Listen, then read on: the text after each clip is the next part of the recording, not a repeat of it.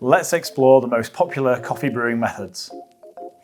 Everybody wants to make great coffee at home, and here we have lots of different options for doing so, which we're going to go through and tell you all about today. So the Aeropress is a quick and easy way of doing a short, concentrated brew, and there's a filter paper on there that delivers a kind of clean, crisp body to it. This is a moka pot. It's dead easy to use. You put your hot water in the bottom, your coffee in the middle, and then stick it on your stove. The water goes through, and a bit like an espresso, it forces the water through the coffee and makes you a heavy-bodied, delicious coffee. There's cafetière here. This is immersion brewing. So you put your coffee in the bottom of the cafetière itself.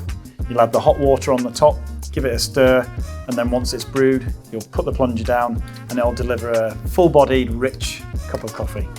So these are all different types of pour over. We've got a Kalita Wave, a Chemex and a V60, and they all work in the same way. You put your ground coffee in the top and then pour your hot water through them, and they work really well to make a clean and complex coffee. For all of these methods, you want to use water that's just off the boil, so around 96, 98 degrees centigrade, and then you basically tailor your grind size to whichever brew method you're using. So you want to go finer at this end, a bit coarser at this end, and somewhere in the middle here.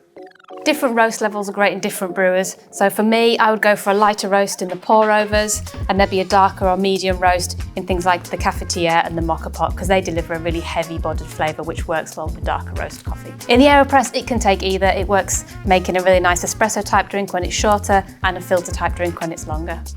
So the best one really depends on what you're trying to achieve. So if you want something light, fruity, crisp, you want to pick one of these guys.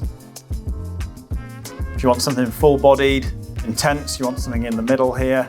And then if you want something in between, quick, easy, crisp but full-flavoured, I'd go with the Aeropress.